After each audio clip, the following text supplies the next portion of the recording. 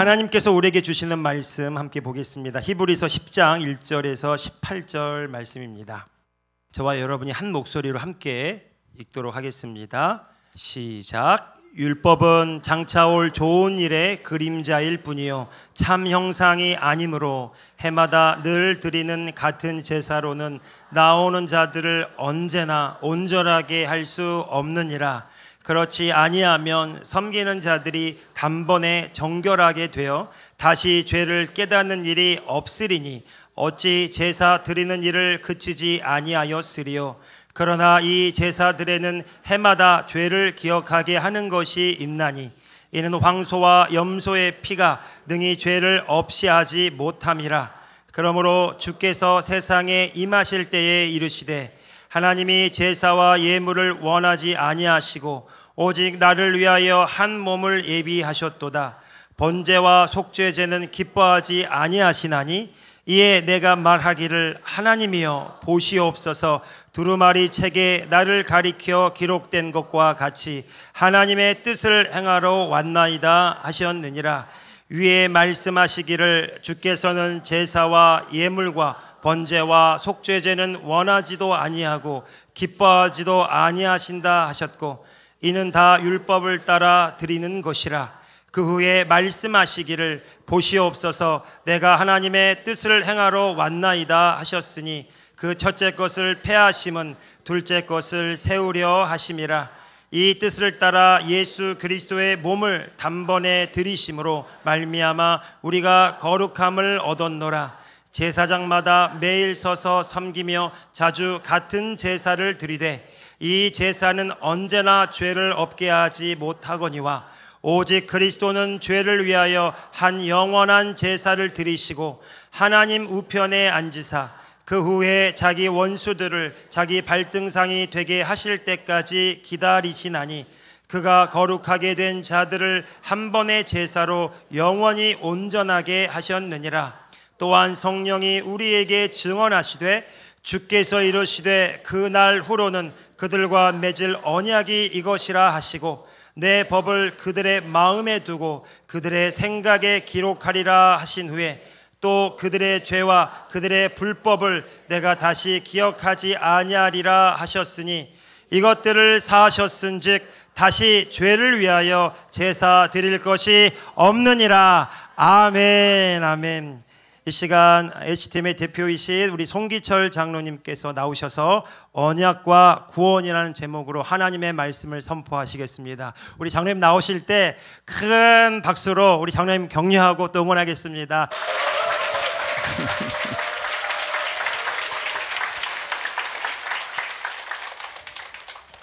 할렐루야. 네, 오신 여러분 진심으로 환영합니다. 오늘은 특별한 날이네요. 잠깐 기도하겠습니다. 주님 감사합니다. 이 시간에 성령님 우리와 함께 하시고 지혜와 계시의 영으로 임하여 주셔서 주님이 하시는 그 말씀이 깨달아지게 하시고 내 심중에 심겨짐으로 말미암아 하나님이 심은 대로 살아가는 우리 모두가 되게 하여 주옵소서. 이 시간 한 사람 한 사람에게 임하여 주셔서 하나님의 살아계심과 임재하심을 느끼는 모두가 되게 하여 주옵소서. 사람의 말로 아니 듣게 하시고 주님이 친히 그 귀에 하나님 그 심중에 말씀하여 주옵소서. 감사드리옵고 예수님의 이름으로 기도드립니다. 아멘. 아멘. 할렐루야. 네, 오늘은 앞서 우리 이경원 목사님이 말씀하신 것처럼 언약과 구원이라는 이 주제를 가지고 여러분들과 함께 나누려고 합니다. 이것은 우리의 신앙생활에 있어서 가장 중요한 내용임에도 불구하고 우리가 이 신학 체계가 서로 다른 사람들은 다른 구원론을 믿고 있기 때문에 이 부분에 대해서는 정말로 우리가 성경적으로 다시 한번 깨닫는 귀한 시간이 되었으면 좋겠습니다. 우선은 우리가 구원에 대해서 이야기하기 전에 이 구원을 제대로 이해하기 위해서는 하나님과 그 백성이 맺은 언약부터 제대로 이해할 줄 알아야 합니다. 우리가 성경에서 언약, 커비넌트라고 그러죠. 이것은 히브리어로 베리트라는 뜻입니다. 이것은 하나님과 또 그 당사자 간에 서로 맺은 신성한 계약이다, 이렇게 생각할 수 있습니다. 하나님께서는 바로 인간이 타락하고 난 다음에 하나님의 창조 목적을 이루시기 위해서 하나님과 인간이 언약을 맺고, 그것은 은혜 언약인 거죠. 은혜 언약을 통해서 하나님은 우리를 마귀로부터 보호하시고 또 우리를 다시금 하나님의 자녀로 삼아 주셔서 하나님의 뜻을 이루어 갈 수 있도록 만든 것이 바로 언약이라는 것입니다. 이 성경에 보면 언약이 거의 286번이나 나옵니다. 근데 성경에서는 언약을 맺는다 이렇게 말하는 것은 소위 우리가 이 사회에서 말하는 언약을 맺는 것과는 틀리는 의미를 갖고 있습니다. 본래 이 언약에 앞서 말했던 베리트라는 것은 문자적으로 해석하면 자르다는 뜻이에요. 자르다, 컷하다, 자르다는 것입니다. 이것은 고대 근동의 관습에 따라서 언약을 체결할 때는 그 서로 당사자들이 모여 있는 곳에 동물을 위로부터 반을 쪼개는 겁니다. 그리고 쪼갠 사이를 두 당사자가 지나가면서 그 언약의 의식을 행하는 것입니다. 한마디로 말하자면 언약은 목숨을 담보로 한 맹세에 해당되는 것이죠. 그리고 그 피 흘림을 통해서 신성함과 엄수감을 확정하고 결사는 둘 중에 그 언약을 지키지 못하면 그야말로 죽는다라는 것을 담보로 하는 언약이라는 것입니다. 그래서 이 언약을 가장 잘 알 수 있는 내용이 에레미야 34장 18절에서 20절의 말씀이에요. 송아지를 둘로 쪼개고 그 두 조각 사이로 지나매 내 앞에 언약을 맺었으니 그 말을 실행하지 아니하여 내 계약을 어긴 그들을, 곧 송아지 두 조각 사이로 지난 유다 고관들과 예루살렘 고관들과 내시들과 제사장들과 이 땅 모든 백성을 내가 그들의 원수의 손과 그들의 생명을 찾는 자의 손에 넘기리니 그들의 시체가 공중의 새와 땅의 짐승의 먹이가 될 것이며. 그러니까 하나님과 언약을 맺었는데 그 언약을 지키지 못하면 지금 이렇게 죽을 수밖에 없다. 이게 동물을 짜게 쪼개는 것처럼 그 사이로 언약을 맺었기 때문에 반드시 결산을 한다라는 것입니다. 성경에 등장하는 주요한 언약을 보면 인류 보존을 위한 하나님이 노아와 맺은 언약이 있고, 또 우리가 말하는 믿음의 조상인 아브라함과 맺은 언약이 있고, 또 우리가 율법을 가지고 이스라엘과 맺은 언약이 바로 모세 언약 혹은 구약이라고 이야기를 하죠. 그리고 영원한 왕국의 약속에 대한 언약을 다윗 언약이라고 그러고, 마침내 이 성령과 복음, 이 복음 새 언약을 맺으신 분이 바로 예수 그리스도 중보자로 해서 새 언약을 맺게 된 거죠. 그래서 우리가 정말 이 여러 가지의 언약을 보면서 이 언약의 기초에서 성경의 이야기를 해석할 때에 지금은 크게 나누면 개혁주의 신학과 세대주의 신학, 이 두 신학 체계가 이 언약에 대해서 서로 다르게 보고 있다는 것입니다. 결국 모든 언약은 마지막에 예수 그리스도를 통해서 완성되고 성취되지만, 개혁주의 신학에 있어서는 아담 이후의 모든 언약이 하나님의 구속 언약 속에서 통합된다, 이렇게 보고 있는 거예요. 우리가 잘 아는 것처럼 언약에 기초한 구속사로 보기 때문입니다. 그런데 세대주의 신학에 있어서는 이스라엘과 교회를 분리하기 때문에 아브라함, 모세, 다윗의 언약은 이스라엘과 맺은 언약이고 새 언약은 교회와 맺은 언약이다, 이렇게 보고 있는 거예요. 그러니까 개혁주의 신학에 있어서는 모든 언약이 바로 연속성을 띠고 있을 뿐만 아니라 그것이 모든 예수 그리스도 안에서 성취되는 언약인데, 세대주의 언약은 서로 나누어서 이것은 이스라엘과 맺은 언약, 새 언약은 교회와 맺은 언약 이렇게 나누고 있다라는 것입니다. 그러나 우리가 다시 한번 하나님 나라의 관점에서 이 언약을 보게 되면 하나님이 인간이 타락하지 않았다면 언약을 맺을 이유가 없겠죠. 왜냐하면 우리는 하나님의 형상을 따라 모양대로 지음을 받은 자고 우리가 그 하나님의 생기를 가지고 하나님을 나타내는 존재, 그야말로 부모와 자식, 또 우리는 이 땅에 하나님을 나타내는 존재인데 언약이라는 게 필요 없는 거죠. 그러나 인간이 마귀로 인해서 죄를 짓고 난 다음에 하나님께서는 그 자녀들을 보호하시고 다시금 자녀들로 삼으셨어. 본래 하나님께서 계획하신 창조 목적을 이루기 위해서 언약을 시대에 따라서 맺어가는 것입니다. 따라서 우리가 이해해야 될 것은 모든 언약에는 특정한 목적이 있고 그 목적을 이루는 과정의 마지막에는 반드시 결산이 있다라는 겁니다. 결산이 있다는 거예요. 그래서 하나님께서는 모든 언약을 그분이 주권적으로 세우시고 언약을 통해서 우리를 구원한다는 이 입장이 아니라 하나님의 관점에서 보면 하나님의 목적을 이루어 가신다. 이렇게 볼 수 있는 거죠. 언약의 결산은 필연적이고 그 언약에 따라서 반드시 우리는 축복도 받을 수 있지만 심판도 따른다는 사실입니다.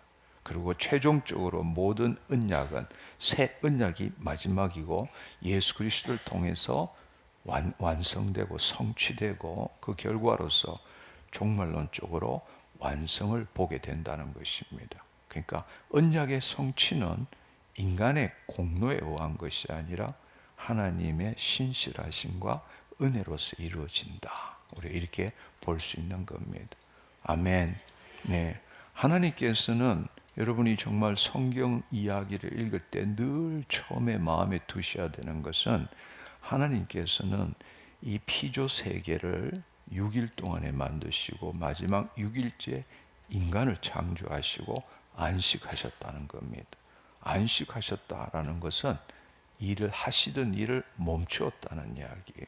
왜 멈추시겠어요? 바로 우리를 하나님의 형상을 따라 모양대로 지으시고 우리를 통해서 하나님의 창조 목적을 이루어 가시고 그래서 하나님께서는 우리를 통치하실 뿐만 아니라 우리를 통해서 영광 받으시기를 원하시는 거예요. 그러니까 하나님께서는 계획을 가지시고 이 피조 세계와 인간을 만드시고 그 하나님의 자녀인 인간을 통해서 그들이 아버지 대신으로 아버지가 목적한 대로 살아가는 걸 보고 아버지는 영광 받기를 원하신 거예요. 그래서 7일째 하시던 일을 멈추시고 이제부터는 우리 하나님의 자녀인 우리가 그 일을 감당해야 한다는 것입니다. 근데 문제는 마귀로 인해 가지고 그 일이 제대로 이루어지지 못했지만 우리는 그 완성이 뭔지를 알고 있는 거죠. 왜냐하면 요한계시록 20장 21장을 보면 에덴이 어떻게 새 에덴으로 확장되고 완성되었는지를 볼 수 있다는 겁니다. 근데 그 과정의 이야기가 성경 이야기죠. 근데 그 성경 이야기를 교회 중심으로 보느냐 아니면 이스라엘 중심으로 보느냐에 따라서 개혁주의 신학이나 세대주의 신학이나 이렇게 나누어지는 겁니다. 그러나 우리가 좀 보다 더 성경적인 관점으로 보기 위해서는 교회의 관점도 아니고 이스라엘 관점도 아니고 하나님의 관점에서 그분의 이야기를 볼 줄 알아야 한다는 것입니다. 그럴 때는 그 모든 이야기가 바로 우리가 알고 있는 것처럼 예수님은 알파고 오메가시고 시작이고 마침이시기 때문에 우리가 예수 그리스도 안에서 예정된 하나님의 비밀의 경륜이 뭔지를 알 때에 이 전체 성경 이야기를 알 수 있다라는 겁니다. 그래서 그런 관점에서 우리가 언약을 다시 한번 보면 언약을 개인과 맺은 언약이 있고 하나님께서 백성들과 맺은 언약이 있고 이런 거예요. 근데 개인과 맺은 언약은 뭔가 하면 그 하나님의 마음에 합한 자나 의로운 자나 이렇게 해서 하나님과 언약을 맺게 돼요. 예를 들어서 처음 언약인 노아의 언약을 보면 노아의 언약은 하나님께서 의로운 자인 노아를 보시고 언약을 맺으신 거죠. 그리고 그 노아의 홍수가 일어나고 난 다음에 그 다음에는 다시는 홍수로 멸하지 않겠다고 약속하시고 그 징표로 무지개를 보여주신 거죠. 이 언약은 무조건적인 언약이 되는 겁니다. 아브라함의 언약은 뭔가 하면 아브라함은 하나님께서 모든 민족들을 다 타락한 천상의 존재에 주고 아브라함을 의롭다 여기고 부르셔서 그를 가나안 땅으로 보내는, 그리고 모든 민족의 아비가 되고 열방의 아비가 되는 일방적인 언약을 맺었어요. 왜냐하면 창세기 15장에 보면 이 동물을 쪼갠 다음에 아브라함과 하나님이 같이 간 게 아니라 하나님만 가신 거예요. 그러니까 이거는 일방적인 언약이다. 수직적 언약이다. 그러니까 서로 쌍방 언약이 아니라는 겁니다. 그래서 그 언약의 표징으로 할례가 주어졌죠. 그리고 메시아가 바로 아브라함의 후손으로 올 것이다 라는 그 축복도 포함되어 있는 겁니다. 다윗의 언약을 생각해 보면 다윗도 하나님의 마음에 합한 자죠. 그래서 언약을 맺었고, 그 다음에 이 언약도 생각하면 무조건적 언약이에요. 왜냐하면 하나님께서 다윗 후손에게 영원한 왕이 나올 것이고 그 왕조가 사라지지 않는다라고 약속하신 거죠. 그래서 결국 이 일은 예수 그리스도를 통해서 성취된 거잖아요. 그렇죠? 예. 초림 때는 예수님께서 왕으로 오셨고 재림 때는 다윗 왕조가 이 땅의 메시아 왕국으로 이루어진 걸 우리가 볼 수 있습니다. 그러니까 지금 이야기한 노아의 언약, 그 다음에 아브라함의 언약, 다윗의 언약은 개인과 맺은 언약이란 말이에요. 근데 이 하나님께서 언약을 맺을 때는 의로운 자는 개인으로 맺을 수 있지만 타락한 백성이나 타락한 개인하고 언약을 맺을 때는 직접 언약을 맺을 수가 없는 거예요. 그래서 중보자를 통해서 언약을 맺는 겁니다. 그래서 우리가 잘 아는 구약의 모세 언약, 그거는 모세를 중보자로 해서 하나님과 그 백성이 맺은 언약이란 말이에요. 또 우리가 말하는 새 언약, 새 언약은 예수 그리스도께서 중보자가 되었어요. 바로 하나님과 예수 그리스도를 믿는 자 간에 맺은 언약이 새 언약이라는 이야기예요. 아멘. 그래서 우리가 크게 우리의 성경의 흐름을 볼 때 중요한 언약이 개인적인 언약도 중요하지만 바로 하나님께서 중보자를 통해서 맺은 언약, 그것을 우리가 한마디로 구약, 신약 이렇게 이야기를 하는 것입니다. 아멘. 그러나 우리가 다시 한번 기억해야 될 것은 뭔가 하면 하나님은 당신이 창조하신 피조 세계를 포기한 적도 없고 당신이 지으신 자녀들을 포기한 적이 없다라는 겁니다. 어쨌든 그 언약은 궁극적으로 심판하기 위한 언약이 아니라 마귀로부터 보호해서 그 하나님의 자녀들을 다시 회복시켜서 하나님의 창조 목적을 이루고자 함에 그 주안점이 있는 거지. 우리를 살펴봐서 죄 지었어? 그러면 언약 결산으로 너 죽어 심판한다. 이것이 본래 목적이 아니라는 거예요. 아멘. 그럼에도 불구하고 그분은 말할 수 없는 사랑의 하나님이시지만 그분이 공의로운 하나님이세요. 그래서 우리가 이런 죄 지었는데 하나의 구약을 보면 너무 가혹하지 않느냐 이렇게 생각하고, 또 가나안 땅으로 갈 때 하나님께서 그 가나안 땅에 이미 거주하는 7 족속들을 완전히 죽여라, 하나도 남기지 말고 죽여라, 이렇게 구약을 보면 두려운 하나님, 공포의 하나님, 심판의 하나님 이렇게 우리는 생각할 수 있어요. 그러나 여러분들이 정말로 잘 생각해야 될 것은 뭔가 하면 하나님께서는 자녀에 대해서는 당신 아들을 십자가에 못 박을 만큼 전폭적으로 사랑하시지만 마귀의 새끼가 됐다, 우리가 여러분 이렇게 생각해야 돼요. 우리가 우상 숭배를 한다, 하나님께 불순종한다, 이것은 마귀의 자식이 된다는 뜻이에요. 마귀의 자식이 되면, 그래서 제가 늘 하는 비유가 뭔가 하면, 그걸 뭐라 그러죠? 좀비 영화 아시죠? 예, 좀비 영화를 보면 그 한 사람이 좀비가 되면 그 가족도 다 좀비가 되는 거예요. 그러니까 하나님께서는 당신 가족에 있어서는 목숨을 버릴 수 있지만 하나님을 대적하고 하나님의 두 왕국을 자기들이 차지하고자 하는 마귀, 그 마귀의 자식들에는 공의의 하나님이신 거예요. 절대로 용서할 수가 없어요. 예를 들어서 여러분 가족 중에 한 사람이 좀비가 돼버렸어. 그러면 내 가족이니까 살려주면 어떻게 돼요? 우리 가족 다 좀비 되는 거라고. 그게 바로 하나님의 공의예요.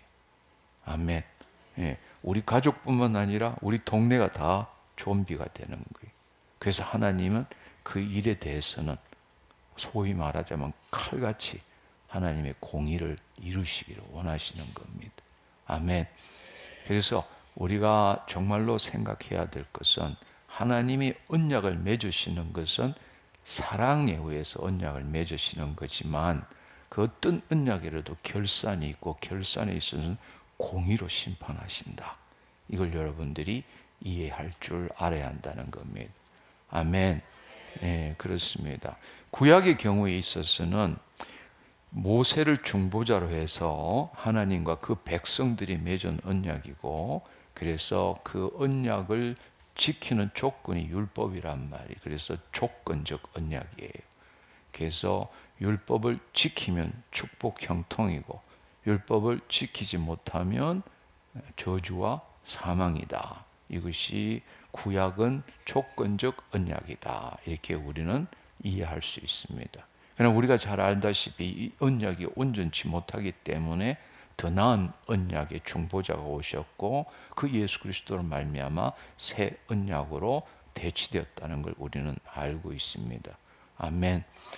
새 언약이라는 것은 기존의 언약의 연장선이 아니라 하나님께서는 이스라엘과 유다에 맺은 옛 언약의 한계를 극복할 뿐만 아니라 새로운 방식으로 맺은 다른 언약입니다. 그래서 구약의 예언에 있어서 강조된 생각을 해보면, 이 새 언약의 핵심이라는 것은 구약에 있어서는 거짓자인 내가 그 말씀을 지키고 행해야 되는 외적인 행위를 중요시하지만, 새 언약을 보면 하나님의 영이 우리 안에 임하시고 우리 심중에, 우리가 율법을 밖에 있는 율법의 돌판에 적힌 것을 내가 행위적으로 지키는 것이 아니라 그 법을 우리 속에 두는 거잖아요. 그리고 내 심중에 굳은 심중을 새로운 심중으로 만드는 거잖아요. 그렇죠? 그러니까 완전히 다른 그러한, 그러니까 밖에 있는 법을 지키는 게 아니라 그 법이 우리 안에 내면화된 거죠. 그래서 하나님과 친밀한 관계를 가지고 또 죄의 완전한 용서를 주시고 하나님의 영이 내주하시고, 그래서 우리는 그 하나님을 나타내는 것이 새 언약이다. 이것을 여러분들이 알면 좋겠습니다. 아멘. 그런데 중요한 사실은 우리가 이 언약의 이 본질과 구조를 우리가 좀 더 명확하게 볼 필요가 있습니다. 뭔가 하면 이것을 제대로 알지 못하면 신앙생활뿐만 아니라 교회론, 종말론, 또 심판에 대해서 제대로 우리가 이해할 수가 없게 됩니다. 앞서 말씀드린 것처럼 구약의 언약은 모세를 중보자로 통해서 하나님과 그 백성이 맺은 언약이에요. 백성이 맺은 언약이에요. 그러니까 개인이 아니고 민족 전체가 언약의 주체가 되는 겁니다. 예를 들어서 출애굽기 19장 5절 6절을 보면 세계가 다 내게 속하는데 너희가 그러니까 이스라엘 백성이죠. 내 말을 잘 듣고 내 언약을 지키면 너희는 모든 민족 중에서 내 소유가 되겠고 너희가 내게 대하여 제사장 나라가 되고 거룩한 백성이 되리라. 너는 이 말을 이스라엘 자손에게 전할지니라. 그러니까 너희라는 말은 개인이 아니라 이스라엘 백성 집합적 공동체를 이야기를 하는 겁니다. 그래서 이 집합적 언약 구조, 이 집합적 언약 구조는 구약 전체에 대해서 일관되게 나타나는 거죠. 앞서 말했던 것처럼 구약 언약의 징표로서 할례도 개인적으로 하고 싶으면 하고 말고 싶으면 말고 그게 아니죠. 이방인조차도 그 민족적 집합체에 들어오면 무조건 할례해야 되는 거예요. 공동체이기 때문에 그랬습니다. 그래서 제사도 절기도 지키고 싶으면 지키고 안 지키고 싶으면 안 지키고 이런 거 없어요. 그죠? 모든 것이 공동체로 행해졌다라는 겁니다. 그러니까 이 구약의 언약의 핵심은 집합적이다. 집합적 언약 구조를 가진다라는 겁니다. 그렇다면 반대로 앞서 말씀드린 것처럼 집합적 언약 구조니까 언약에는 반드시 목적이 있고 목적에 따르는 결산이 있잖아요. 그러니까 그렇다면 결산도 집합적이 돼야 되는 거예요. 아멘. 예. 한 예를 들자면 여호수아 7장에 보면 아간 한 사람의 죄로 말미암아 이스라엘 전체가 이 아이성 전투에서 패배한 걸 볼 수 있잖아요. 민수기에도 보면 이 고라와 일당이 반역함으로 막 250명 지도자들이 다 죽어버리는 공동체 전체에 영향을 받습니다. 그러니까 이 모든 일들 이것뿐만 있는 게 아니라 예를 들자면 출애굽하고 난 다음에 이스라엘 백성이 그 시내 산에서 언약을 맺었지만 결산을 할 때 가나안 땅에 다 들어간 게 아니잖아요. 그렇죠? 네, 20세 밑으로. 그 다음에 누구죠? 여호수아 갈렙만 들어가고 나머지는 다 죽은 거예요. 그리고 이스라엘 왕국도 마찬가지. 이스라엘 왕국도 사실은 어떻게 보면 왕이 잘못한 거잖아요. 우상 숭배하고 불순종했지만 결국에는 다 아수르 바벨론에 사로잡혀가고 왕국은 멸망돼 버린 거예요. 그러니까 이게 하나님과 그 백성이 집합적 이 언약 구조를 갖고 있기 때문에 그렇다라는 것입니다. 할렐루야. 네. 그러나 여러분이 한번 생각해 보면 흔히들 우리가 이 개혁주의 신학에서는 마치 예수 그리스도 새 언약도 하나님과 교회가 맺은 언약처럼 생각하고 있어요. 교회라는 것은 바로 예수 그리스도를 믿는 하나님의 백성이 교회잖아요. 그렇죠? 근데 사실은 그런 것이 아니라 이 하나님과 예수 그리스도를 중보자로 해서 하나님과 새 언약을 맺는 것은 개인이라고. 개인. 예수 그리스도를 믿는 자와 언약을 맺은 거지. 교회와 언약을 맺은 게 아니라고. 그렇지만 그 개인으로 언약을 맺었지만 우리가 언약을 맺을 때에 한마디로 말하자면 동일한 하나님의 생명이 우리 안에 오시잖아. 예수님이 우리 안에 오시잖아. 따라서 우리가 개인적으로 언약을 맺었지만 우리 모두가 동일한 생명을 갖게 되잖아. 그래서 예수 그리스도의 몸된 지체가 교회잖아. 아멘. 그러니까 개인적인 언약을 통해서 영적 공동체가 만들어지는 거죠. 할렐루야. 무슨 말인지 이해하시겠죠? 그러니까 이 언약의 차이를 이해할 줄 알아야 한다는 겁니다. 예를 들어서 우리가 잘 아는 에레미야 31장 33절에 보면 그러나 그날 후에 내가 이스라엘 집과 맺을 언약은 이때 이 이스라엘 집과 맺은 언약은 이 옛날 구약이 아니거든요. 이러하니 곧 내가 나의 법을 그들 속에 두며 그들 마음에 기록하여 이렇게 시작됩니다. 근데 그들 마음에 아니잖아요. 각각 개인의 마음에 들어간다는 거잖아요. 그렇죠? 하나님의 영이 우리 전체 위에 있는 게 아니잖아요. 그렇죠? 각자 안에 하나님의 영이 임하고 그렇게 된다는 겁니다. 결국 그 이 구약에서 이미 예언된 새 언약은 개인과 맺는 언약이지 집합적 공동체로 맺는 언약이 아니라는 겁니다. 아멘. 그래서 분명히 우리가 구분해야 될 것은 구약과 신약이 연속성을 띠고 있지만 전체로 구속사의 관점으로는 연속성을 띠고 있지만 언약의 관계에 있어서는 분명히 불연속일 뿐만 아니라 다른 언약이다. 아멘. 예, 다른 언약이라는 겁니다. 그래서 예를 들어서 니고데모에게 사람이 거듭나지 않으면 하나님 나라를 볼 수 없다 이럴 때도 집합적이 아니잖아. 사람이 거듭나는 게 집합으로 거듭나는 게 아니잖아. 그래서 니고데모는 모태에 들어갔다 다시 나와야 합니까? 뭐 이런 이야기. 개인적이란 말이에요. 개인적인 거듭남이 있어야 된다. 그리고 우리가 다 결단하는 거지 통째로 우리가 결단해서 하나님과 언약을 맺는 게 아니라는 겁니다. 예를 들어서 세례도 마찬가지잖아요. 세례를 집합적으로 받는 게 아니잖아요. 우리가 예수 그리스도를 믿을 때 각자가 예수 그리스도의 죽으심과 부활하심에 연합하는 거고, 성찬도 마찬가지로 각자로 하는 것이 통째로 하는 게 아니잖아요. 그렇죠? 그래서 우리는 이 구약적인 언약과 달리 새 언약은 예수 그리스도를 중보자로 하지만 개인적으로 맺는 언약이다. 그 말은 뭘 의미하는가 하면 구약에서 집합적인 그 언약을 맺었으면 결산도 집합적으로 하는 거예요. 이해가 됐나요? 그렇다면 신약에 있어서 그 언약을 예수님을 중보자로 해서 맺었지만 개인으로 맺었다라면 결국 결산도 개인으로 해야 한다는 거예요. 무슨 말인지 이해하시겠죠?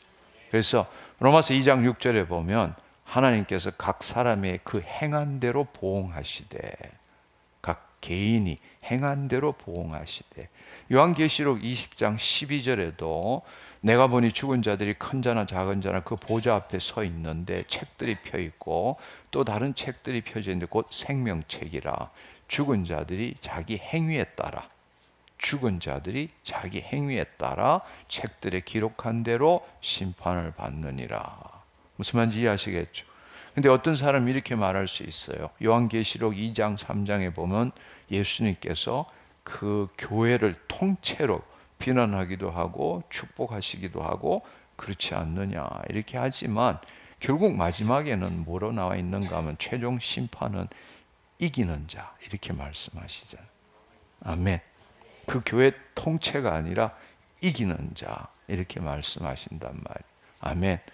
그러니까 우리가 정말로 이걸 분명하게 기억해야 되는 것은 그냥 교회와 맺은 언약이 아니라는 거예요. 개인으로 맺은 언약이라고. 아멘. 이걸 안다면 이 어떤 언약에도 목적이 있고 결산이 있다는 거예요. 그러니까 결산도 각자.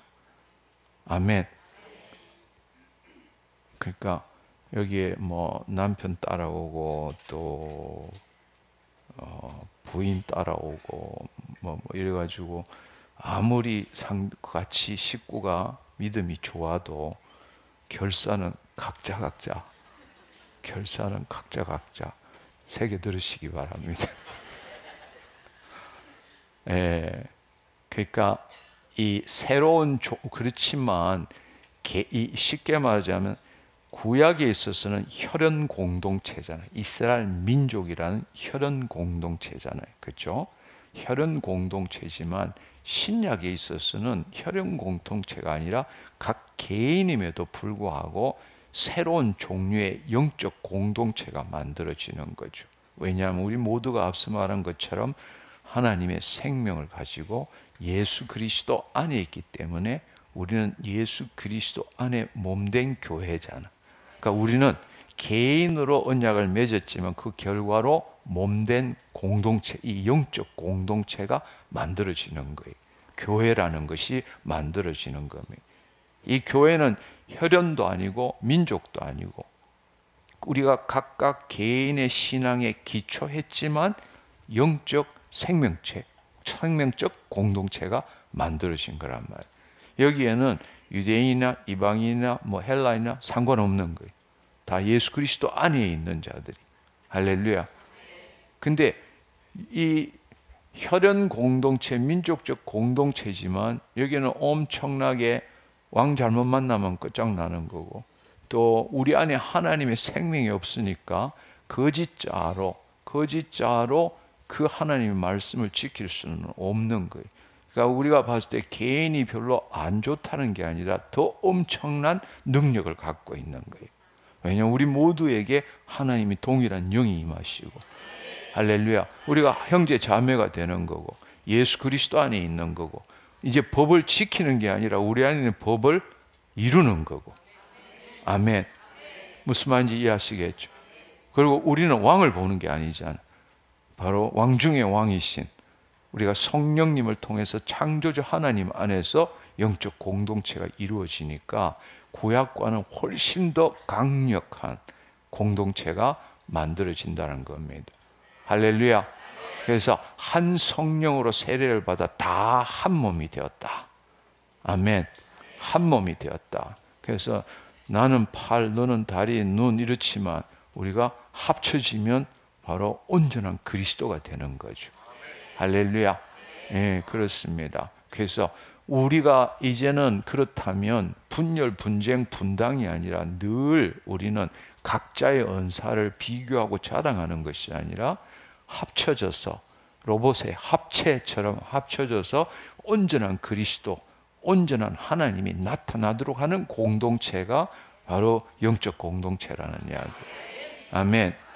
근데 우리는 여전히 거짓자의 습성이 남아있으니까 내가 네보다 낫다, 너는 이런 거 없지, 이게 더 좋아, 뭐 이렇게 하는 게 아니라, 우리가 예를 들어서 어느 하나가 아파도 모든 게 아프듯이 어느 하나도 없으면 하다못해 발가락 하나만 잘라도 못 걸어요. 그럴 수가 없다고. 그럴 수가 없다고. 어떤 건 귀하고 어떤 건 천하고 그런 거 없어요. 각자 하나님이 주신 소명대로 할 때에 그것이 하나로 어우러질 때 어우러질 때에 온전한 하나님의 온전한 영광이 드러나는 게 이 영적 공동체라는 거예요. 할렐루야. 그럴 때는 쉽게 말하자면 모두가 머리 대신 예수 그리스도에게 다 상합하고 연락되어 있기 때문에 어떤 것도 우리에게 침범을 못하는 거예요. 왜냐하면 내가 약해도 다 연결되어 있기 때문에 이쪽 손이 아프면 이쪽 손이 도우는 거예요. 무슨 말인지 이해하시겠어요? 이게 영적 공동체라는 겁니다. 그렇습니다. 그걸 우리가 알아야 합니다. 그래서 우리가 다시 말씀드리는 것은 신약에서의 이 영적 공동체는 언약의 전제 조건이 아니고 바로 결과인 것이죠. 개인으로 맺어서 그 다음에 영적 공동체가 되었기 때문에 그렇죠. 그래서 이것은 훨씬 더 강력할 뿐만 아니라 서로 개인주의가 아니라 유기적인 진정한 교회론을 만드는 거예요. 아멘. 새로운 패러다임의 교회론을 만드는 거예요. 근데 우리가 단지 그냥 하나님과 교회가 맺은 언약이다 이러면 그야말로 의식화밖에 안 되는 거예요. 능력이 없는 거란 말이에요. 구약과 똑같은 언약밖에 안 되는 거예요. 그러나 우리가 개인으로 맺어서 다시금 하나님 아버지와 자녀의 관계를 맺을 때 우리가 한 가족이 되는 거란 말이에요. 아멘. 이게 혈연이나 민족적인 그것보다는 훨씬 강력한 이 언약이 되는 거란 말이에요. 아멘. 그렇습니다. 그래서 이 공동체가 정말 중요한 공동체고 여기서부터 교회론이 나와야 한다는 겁니다. 교회론이 먼저 나오고 개인이 나오는 게 아니라는 거예요. 개인이 먼저 나오고 난 다음에 교회론이 나와야 되는 거예요. 근데 오늘날 우리가 그 부분에 있어서 제대로 이해를 못하는 것은 이 개혁주의 신학은 신구약의 연속성을 너무 강조하다 보니까 거기에 맞춰서 성경 이야기를 다 보다 보니까 구약이 집합적이다. 그 다음에 여기도 집합적으로 봐야 되는 신약도. 그러니까 이 언약을 교회와 맺은 언약처럼 생각하고 있는 거예요. 그렇기 때문에 온전한 개인도 온전한 교회론도 제대로 성립되지 않고 있다라는 겁니다. 할렐루야. 또 여러분들이 하나 또 이해해야 될 사실은 뭔가 하면 구약이 무조건적이에요, 조건적이에요? 조건적이잖아. 그렇다면 신약도 조건적이 되는 거예요. 목적에 따른 결산이 있기 때문에. 무슨 말인지 이해하시겠어요? 우리는 근데 지금 어떻게 보느냐, 구약은 조건적이지만 예수님께서 우리 죄를 사하셨기 때문에, 영단번에 사하셨기 때문에 무조건적이다, 이렇게 생각하는 거예요. 바로 이것은 이미 우리가 만든 신구약의 연속성이란 틀을 만드는 그 틀에 기초해서 성경을 해석하기 때문에 그렇게밖에 볼 수가 없는 거예요. 언약을 맺었다면 언약에 따른 결산 없는 언약은 있을 수가 없어요. 그렇지만 그 결산은 각자 우리가 행한 대로 보응을 받는 거예요. 아멘. 그것을 여러분들이 이해할 줄 알아야 되고, 그러니까 구약에 있어서 하나님께서는 이 하나님의 영이 없는 백성들에게 집합적 언약을 맺은 것은 바로 그 다음 단계가 새로운 그 하나님의 영이 우리 안에 임하시는 개인적인 언약을 통해서 영적 공동체를 만들기 위한 전 단계로 하나님께서는 구약을 맺으신 거라고요. 그러니까 우리는 집합적으로 맺는 언약이 더 좋다고 생각할지 모르지만 바로 이 새 언약이야말로 하나님의 비밀의 경륜이 숨어져 있는 거란 말이에요. 할렐루야. 예. 그래서 우리가 이 관점에서 보면, 한번 생각해 보면, 이스라엘은 민족이잖아요, 그렇죠? 그러니까 가나안 땅 이렇게 되는 거잖아요. 그렇지만 이 하나님이 개인적으로 맺은 언약은 우리 안에 들어오신 거잖아요. 할렐루야. 그 법이 우리 안에 들어온 거잖아요. 그러니까 어떤 특징적인 지역이나 어떤 제도에 국한되지 않고 우리가 어디를 가든지 어느 곳에 있든지 하나님과 언약 관계를 맺고 있는 거예요. 아멘. 이스라엘은 그 집단에서만 언약이 있는 거란 말이에요. 근데 우리는 온 세상에 흩어갈 수 있잖아. 근데 우리가 어딜 가든 하나님과 언약 관계를 맺을 수 있다라는 겁니다. 그것이 본래 하나님께서 처음에 생육하고 번성하고 온 땅에 나아가서 하나님의 영광을 드러내라 하는 것과 똑같은 이야기예요. 아멘. 그렇습니다. 이것은 엄청나게 놀라운 이 언약이에요. 그리고 그러니까 이 개인적인 언약을 맺음으로써 우리가 온 세상에 퍼져나갈 수 있고, 퍼져나갈 때 서로 다른 종족과도 하나가 되어서 우리가 교회라는 것을, 영적 공동체를 만들 수 있고, 이거는 혈연과 민족과 전혀 상관없게 되는, 그렇지만 하나님의 창조 목적을 이룰 수 있는 언약 관계가 된다는 이야기. 아멘. 하나님은 이스라엘 민족을 들어 쓰셨지만 그건 하나의 모델로 들어 쓴 거잖아요. 모델로 들어 쓴 거란 말이에요. 근데 그 이스라엘이 제사장 나라가 되기를 원했는데 그 일을 못했기 때문에 하나님께서는 새 언약을 맺으신 거예요. 근데 이 새 언약은 개인으로 맺으신 거라고. 그래서 본래 창조 목적을 온 세상, 온 땅의 모든 민족에게 그 언약이 이루어지도록 그렇게 하셨다라는 이야기예요. 아멘. 그리고 그 언약을 맺고 난 다음에 죄 사함을 받을 때는 제사장이 있어야 되잖아. 근데 새 언약에는 제사장이 필요 없잖아. 할렐루야. 왜냐하면 우리 안에 예수님이 계시기 때문에. 아멘. 그러니까 언제라도 우리는 죄 사함을 얻을 수 있는 거잖아요. 아멘. 그들이 1년에 한 번만 얻을 수 있는 거죠. 아멘. 그러니까 한마디로 말하자면 하나님의 목적은 하나님의 통치잖아요. 하나님 나라를 이루는 거죠. 그러니까 우리가 개인적인 언약을 맺고 그 결과로서 교회라는 공동체가 세워질 때는 직장, 가정, 사회, 문화 모든 영역이 하나님의 통치의 영역이 되는 거예요. 아멘. 그래서 제가 지금 이 말씀드리고자 하는 것은 뭔가 하면 이 신약의 개인적인 언약은 그야말로 유기적으로 성장하고 확산되는 모델이다. 그러니까 이거는 이 구약은 바로 이 언약을 맺기 위한 전 단계, 준비 단계일 뿐이고 진짜 본래 언약이 새 언약이다. 이게 하나님의 창조 목적을 이루기 위해서 하나님께서 가장 적합한 언약이다 라고 생각하신 거란 말이에요. 할렐루야, 할렐루야, 아멘. 그러니까 어떻게 보면 구약은 탑다운 방식이라면 이 신약은 bottom-up, 이 상향식이란 말이에요. 그러니까 여기는 그냥 모든 사람이 다 통치가 있지, 여기는 개인이잖아.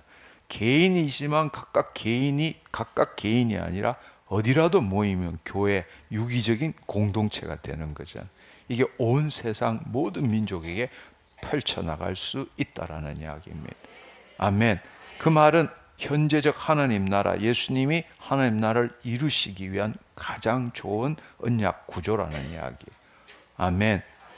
그렇습니다. 그걸 여러분들이 이해하면 이 새 언약이라는 것이 본래 에덴 동산에서 하나님이 하시기를 원했던 언약이구나. 근데 에덴 동산에서 끝이는 것이 아니라 이제는 새 에덴을 향해서 나아가는 거구나. 이걸 여러분들이 이해하면 좋을 것 같습니다. 아멘. 그렇습니다. 그런데 우리가 이제 또 이 언약의 결산의 관점에서 좀 더 생각해야 될 것은 오늘날 이 현대 신학은 언약, 과거 언약의 결산에 대해서 제대로 우리가 이해하지 않고 넘어갑니다. 여러분도 한번 생각해 보세요. 우리가 예수 그리스도와 새 언약을 맺었다. 예수 그리스도의 피로 새 언약을 맺었다. 이렇게 이야기하지만 하나님께서는 언약을 계속 이렇게 지금 다시 해서 구약 다음에 새 언약이 있는 거잖아요. 근데 우리는 그렇게 생각하면 어떻게 되는가 하면 구약의 언약이 온전치 못하고 흠이 있기 때문에 폐지하고 예수님께서 피로 새 언약을 세웠다. 이렇게 생각하기 쉬워요. 그리고 실제로 현대 신학에서는 그 구약을 그냥 폐지했다. 특히 우리가 신언약 신학 같은 경우에는 더 이상 우리는 율법과 상관없다. 그리고 또 구원파나 이런 데도 마찬가지고 율법 폐기론을 이야기한다는 겁니다. 구약이 폐기됐느냐? 아니요, 그렇지 않아요. 다시 한번 생각해 보면 언약에는 결산이 있는 거예요. 그러니까 그 언약의 결산을 맺어야 다음 언약이 시작되는 거지. 언약이 결산을 안 하고 하나님께서 이거 안 좋으니까 파기하자 하고 새 언약을 맺느냐? 그럴 수 없다라는 이야기. 아멘. 그렇습니다. 이것을 우리가 정말 분명하게 이해할 줄 알아야 돼. 그러니까 이전 언약의 결산 없이 새로운 언약은 맺어질 수 없다라는 이야기. 아멘. 구약이 온전치 못하고 또 백성들이 그걸 지키지 못하는 것도 주님이 아셨기 때문에 제사제도를 만들어서 예수 그리스도가 오시기 전까지 그 언약이 유효하도록 만드신 거잖아요. 그렇다면 반드시 그 옛 언약의 결산을 해야 한다는 겁니다. 예를 들어서 히브리서 8장 6절이나 히브리서 8장 13절을 한번 보면, 그러나 이제 그는 더 아름다운 직분을 얻으셨으니 그는 더 좋은 약속으로 세우신 더 좋은 언약의 중보자니라. 8장 13절에 보면 새 언약이라 말씀하셨음에 첫 것은 낡아지게 한 것이니 낡아지고 쇠하여진 것은 없어져 가느니라. 그래서 물론 구약의 언약이 무험했다면 새 언약이 필요 없겠죠, 그렇죠? 그러나 흠이 있고 또 이스라엘 하나님 영이 없는 백성이 지킬 수 없는 언약이기 때문에 하나님께서 하신 일은 바로 예수 그리스도를 통해서 구약의 언약을 결산하신 거란 말이에요. 그걸 여러분들이 이해하셔야 돼요. 그래서 여러분, 언약의 결산은 뭐예요? 두 조각 내서 그걸 지키지 못하면 죽어야 돼요. 죽어야 돼. 그게 언약이란 말이에요. 그래서 갈라디아 3장 13절에 보면 그리스도께서 우리를 위하여 저주를 받으사 저주를 받은 거예요. 죽으셨다라는 이야기. 이걸 가장 정확하게 나타내는 말이 뭔가 하면 히브리서 9장 15절이에요. 히브리서 9장 15절에 보면 이로 말미암아 그는 새 언약의 중보자시니 첫 언약 때에 범한 죄에서 속량하려고 죽어서 새 언약의 중보자인데 옛 첫 번째 언약 때 범한 죄에 대해서 누군가 결산을 해야 되잖아. 그렇지 않아요? 그 결산을 하기 위해서 죽으신 거란 말이에요. 아멘. 그리고 구약도 새 언약도 시작할 때에 구약은 뭐로 하나님과 언약을 맺었죠? 동물의 피로 언약을 맺었잖아. 그렇다면 새 언약도 죄 없는 한 인간의 피로 언약을 맺어야 되는 거예요. 할렐루야. 그래서 구약에서는 동물의 피지만 새 언약에서는 그리스도의 피가 바로 언약의 조건이 되는 거예요. 아멘. 그래서 마태복음 26장 28절에 보면 이것은 죄 사함을 얻게 하려고 많은 사람을 위해 흘리는 바 나의 피 곧 언약의 피니라. 누가복음 22장 20절에도 보면 이 유월절 만찬을 하시면서 내 피로 세우는 새 언약이니 곧 너희를 위하여 붓는 것이니라. 할렐루야. 그럼 우리가 이해해야 될 것은 예수님이 십자가를 지셨다라는 이야기는 뭔가 하면 그분은 율법을 완성시킨 분이잖아. 그분은 율법과 선지자를 폐하러 온 것이 아니라 완전케 하셨잖아. 그러니까 그분이 완전케 했다는 것은 결산을 했다라는 거예요. 그러니까 구약의 결산을 하기 위해서 예수님이 죽으시고 바로 새 언약을 맺으시기 위해서 피 흘리셨다라는 이야기. 아멘. 아멘. 이걸 여러분들이 이해할 줄 알아야 돼. 아멘. 네. 우리가 구약도 언약을 맺을 때는 피로 언약을 맺는 거잖아요. 그렇죠? 네. 결산은 죽음이라고. 결산. 그러니까 우리는 단지 그냥 예수님이 새 언약을 이루시기 위해서 당신 피로 새 언약을 세웠다. 이렇게만 생각하는 거예요. 아니 그렇지 않아요. 바로 구약의 언약을 결산하시고 난 다음에 새 언약을 맺었다라는 거예요. 그러면 이제 여기서 한번 생각해 볼 수 있는 것은 뭔가 하면 구약은 동물의 피로 언약을 맺었잖아요. 근데 동물의 피는 우리 인간의 죄를 완전히 제하여 주는 게 아니잖아요. 그렇죠? 오늘 우리가 히브리서 읽었던 것처럼 그렇지만 그 제사를 지냈지만 우리는 계속적으로 죄를 덮어줬을 뿐이지 우리 안에 여전히 죄의식이 남아있다라는 이야기예요. 그리고 그것은 한시적이야. 지속성이 1년에 한 번 다시 제사 지내야 돼. 무슨 말인지 이해하시겠어요? 아멘. 그렇다면 여러분이 생각해야 될 것은 구약의 동물의 피로 드리는 제사는 지속성에서도 한계가 있는 거고 유효성에 있어서도 한계가 있는 거예요. 아멘. 지속성이라는 건 1년에 한 번씩 제사를 드려야 되니까 계속 지속되지 못한다는 거예요. 유효성이라는 건 완전히 제거해 주는 게 아니라 죄를 덮어준 것밖에 안 된다는 거예요. 무슨 말인지 이해하시겠죠? 그렇지만 새 언약은 어떻게 됐어요? 새 언약은 한마디로 말하자면 지속성도 영원이야. 그리고 죄도 영혼 몸 전부 한 번에. 할렐루야. 그러니까 지속성과 유효성에서 완전히 틀리는 거죠. 이해가 됐나요? 아멘. 그렇습니다. 그러니까 갈라디아 3장 19절에 보면 율법은 무엇이냐? 범법함으로 더하여진 거고 천사들을 통하여 한 중보자의 손으로 베푸신 것인데 약속하신 자손이 오기까지라. 그러니까 율법이라는 건 이스라엘 민족들을 위한 거란 말이에요. 근데 이 아브라함과 맺은 의롭다 하는 그 은혜 언약이 밑에 흐르는데도 불구하고 계속 죄를 지니까 범법함으로 은혜 언약 위에 더하여진 거란 말이에요. 근데 그건 한시적이야. 예수님이 오시기까지 한시적이란 말이에요. 그런데 히브리서 10장 1절에서 4절의 말씀을 보면 이걸 빨리 한번 읽어볼게요. 율법은 장차 올 좋은 일의 그림자일 뿐이요 참 형상이 아니므로 해마다 늘 드리는 길은 같은 제사로는 나오는 자들을 언제나 온전케 할 수 없다라는 거예요. 그렇지 아니하면 섬기는 자들이 단번에 정결하게 되어 다시 죄를 깨닫는 일이 없으리니 어찌 제사 드리는 일을 그치지 아니하였으리요. 그러나 이 제사들에게 해마다 죄를 기억하는 것이 있나니 이는 황소와 염소의 피가 능히 죄를 없이 하지 못함이니라. 할렐루야. 그러나 예수님이 희생 제물로 해서 당신의 피로 세운 언약은 완전히 틀리는 거죠. 예를 들어서 히브리서 9장 17절의 말씀에 보면 염소와 송아지의 피로 하지 아니하고 오직 자기 피로 영원한 속죄를 이루사 단번에 지성소에 들어가셨느니라. 할렐루야. 영원한 속죄를 이루사. 그러니까 지속성이 영원한 거예요. 구약과 차이를 이해하시겠죠? 아멘.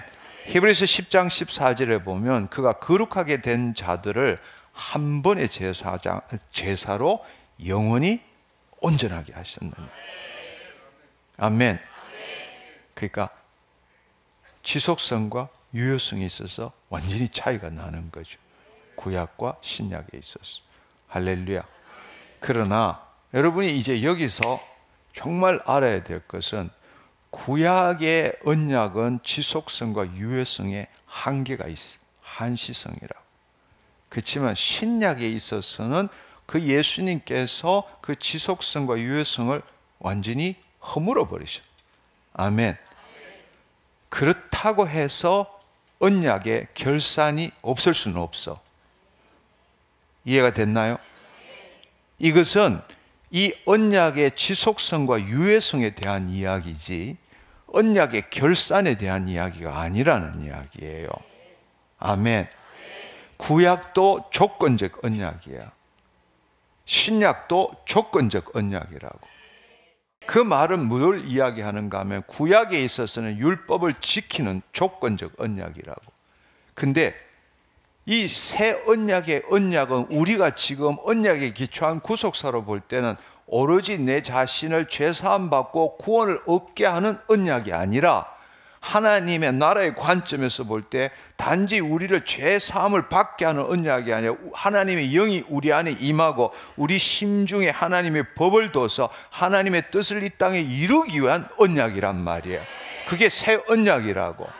따라서 우리에게 있어서는 단지 죄사함을 받고 구원을 받은 게 끝이 아니고 결산은 뭔가 하면 하나님의 의를 이루느냐 이루지 못하느냐로 결산을 받게 된다는 이야기예요. 아멘. 아멘. 이 사실을 알아야 되는. 근데 우리는 지금도 보면 바로 항구 영구냐 항구 실구냐가 엄청나게 이야기되는 이유가 뭔가 하면 사람들이 구원만 받고 하나님의 의를 안 이루는 거야. 그것은 언약에 기초한 구속사, 우리 죄 사함으로만 판단하고 있기 때문이란 말이에요. 하나님이 창조 목적을 생각해 보면 왜 언약을 맺었겠느냐고. 단지 우리에게 죄 사함만을 위해서 언약을 맺었느냐고.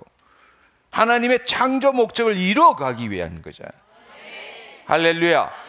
구약에서는 행위를 지킴으로 죄를 안 짓는 거지만 신약에서는 예수 그리스도를 말미암아 우리가 죄 사함을 받고 구원을 얻었다면 하나님의 의를 이루기 위한 거잖아요.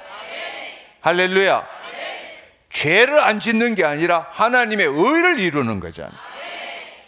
이것으로 결산을 받아야 한다는 이야기예요. 아멘. 구약은 율법을 지킴으로 죄를 안 짓는 걸로 결산을 받아야 되는 거예요. 그렇다면 새 언약에 있어서는 단지 구원 받았다, 죄사함 받았다, 그걸로 끝나는 게 아니라고. 아멘. 하나님의 의를 이루어야 그것으로 결산을 받는 거란 말이에요. 무슨 말인지 이해하시겠어요? 근데 오늘날 이 신학은 어떻게 보는가 하면 지속성과 유효성이 틀리기 때문에 하나님이 예수 그리스도를 통해서 영단번에 우리 죄를 사하시고 지속성이 길기 때문에 한 번 구원은 영원한 구원이다, 이렇게 이야기하는 거예요. 지속성과 유효성과 결산을 구분을 못하는 거예요. 이해가 됐나요? 이해가 됐나요? 지속성과 유효성에서는 차이가 나. 그렇지만 결산에 있어서는 똑같은 거예요. 언약이 있다면 목적이 있고 목적이 있으면 그에 따른 결산이 있어야 된다는 이야기. 아멘. 그걸 우리는 분간을 제대로 못하는 거예요. 분간을 못하는 거예요. 그냥 예수님께서 지속성과 유효성을 없앴기 때문에 우리가 예수 그리스도 한 번만 믿으면 한국, 영구, 영원한 구원 받는다고 보는 거예요. 그렇지만 예수님께서는 한번 우리 안에 영이 오시면 예수님께서 우리의 삶이 끝날 때까지 그 영은 떠나가지 않아. 지속성이 유지되는 거라고. 그리고 죄사함도 유지돼, 법적으로. 그리고 현실적으로 영이 구원을 얻은 거라고. 새로운 피조물이 된 거야. 할렐루야. 그렇지만 목적성이 이 결산에 있어서는 똑같은 이야기야. 여기는 죄 안 지어야 되지만 여기는 하나님의 의를 나타내야 되는 거라고. 아멘. 근데 단지 한 번 구원 얻었다고 해서 영원한 구원이다, 있을 수 없는 이야기. 이걸 여러분들이 깨달아야 돼. 아멘. 하나님이 우리를 구원해 주신 이유는 다시 한번 생각해 봐요. 다 출애굽했잖아. 그리고 다 언약 맺었잖아. 언약 맺었는데도 다 가나안 땅에 못 갔어. 언약을 통해서 우리 구원받게 한 이유는 구원을 완성시키도록 하기 위한 거라고.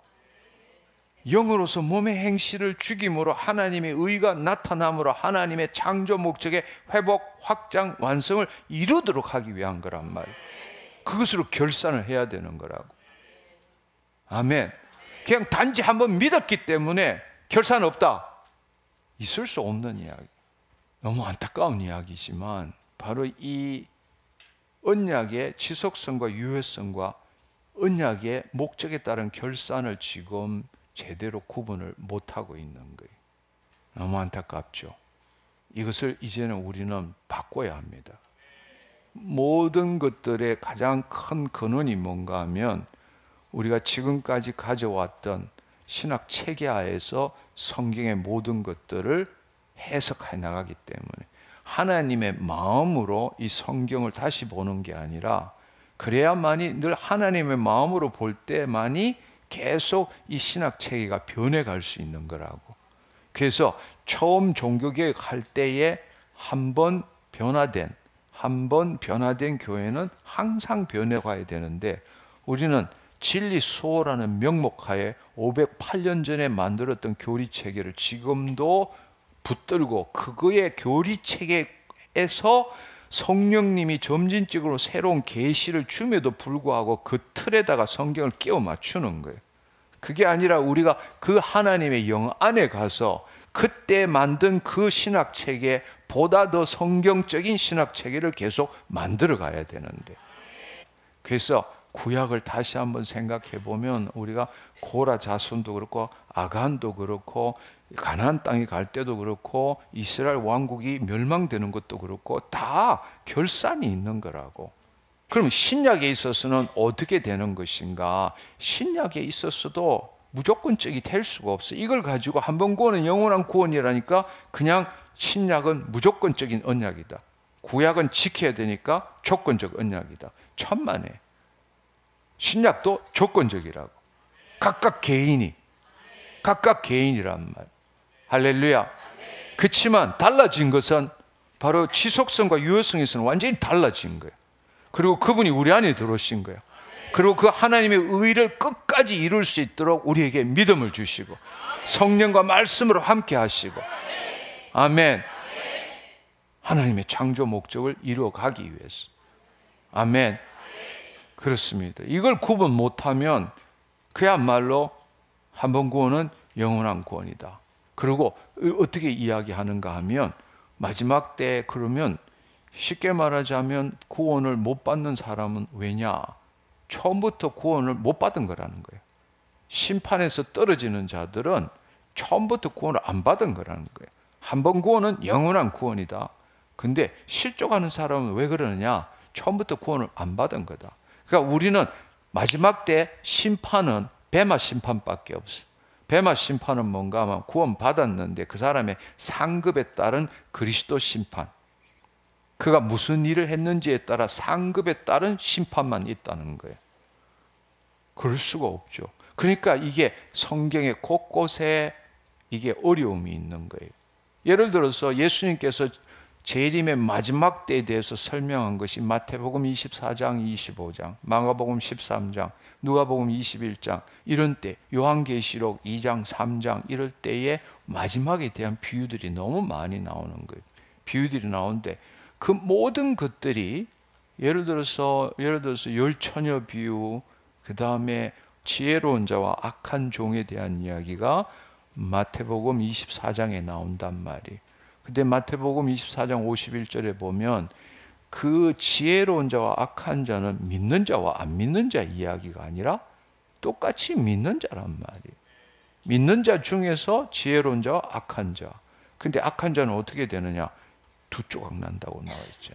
열처녀 비유를 생각해 봐요. 다들 주님을 기다리고 있어. 믿는 자와 안 믿는 자가 아니라니까. 다 믿는 자야. 근데 5처녀는 못 갔어. 기름 부음을 가진 자 5처녀만 간 거란 말이야. 달란트 비유도 마찬가지야. 마태복음 22장에 보면 청함을 받은 자는 많지만 택함을 받은 자는 적은 거야. 모두가 다 지금 청함을 받았다는, 구원을 받았다는 의미라고. 아멘. 그렇지만 마지막 때에 택함을 받은 자는 적다라는 이야기야. 양과 염소의 비유도 마찬가지라고. 우리는 양은 믿는 자, 염소는 안 믿는 자 이렇게 한대. 그건 말도 안 되는 이야기. 뒤에 소자에게 물 한 잔 준다. 이 모든 이야기가 믿는 자에 대한 이야기라고. 구원을 받은 자에 대한 이야기라고. 그러나 그 결산에 대한 이야기를 하는 거라고. 처음부터 구원을 못 받은 게 아니고 구원을 받았어. 그렇지만 그 목적에 따른 삶을 못 살 때는 결산이 있다는 이야기예요. 근데 이걸 어거지로 이 신학 체계에 맞춰가지고 이거는 처음부터 안 믿은 자고 믿은 자는 뱀아 심판, 상급에 따른 심판밖에 없다. 이렇게 말하는 것은 여러분 한번 생각해 봐요. 만에 하나라도 우리가 믿고 있는 게 잘못됐다면 당신 낙원 못 가. 엄부로 내려가는 거야. 그리고 두 조각 나는 거라고. 근데 거꾸로 이야기해서 당신 안에도 성령님이 계시잖아. 성령님한테 들어봤느냐고. 아니면 우리 교회에서 그렇게 말하니까 그런가비요. 그러고는 남들이 다른 이야기. 너들은 이단이야. 우리가 정통이야. 이렇게 할 수 있겠느냐고. 그래서 나는 늘 그런 생각을 하는 거예요. 당신이 처음 누구한테 전도받았을 때 지금 그 교파가 아니고 다른 교파에 있다면 당신 반대 이야기 할 거 아니냐고. 조사해보고 한 이야기가 아니잖아. 당신이 하나님께 물어보고 한 이야기가 아니잖아. 그냥 그것대로 그냥 받아들이고 그렇게 하잖아. 근데 이렇게 열심으로 신앙생활을 했는데 마지막에 어휴 불법을 행하는 놈아 이렇게 하면 어떻게 될 것 같아요? 근데 우린 별로 관심도 없어. 그냥 뭐 이러나 저러나 우리 다 천국 간다. 이 생각 갖고 있는 거야. 너무 안타까운 이야기죠. 그리고 다시 한번 좀 더 이 목적에 따른 결산을 차원적으로 생각해 보자고. 차원적으로.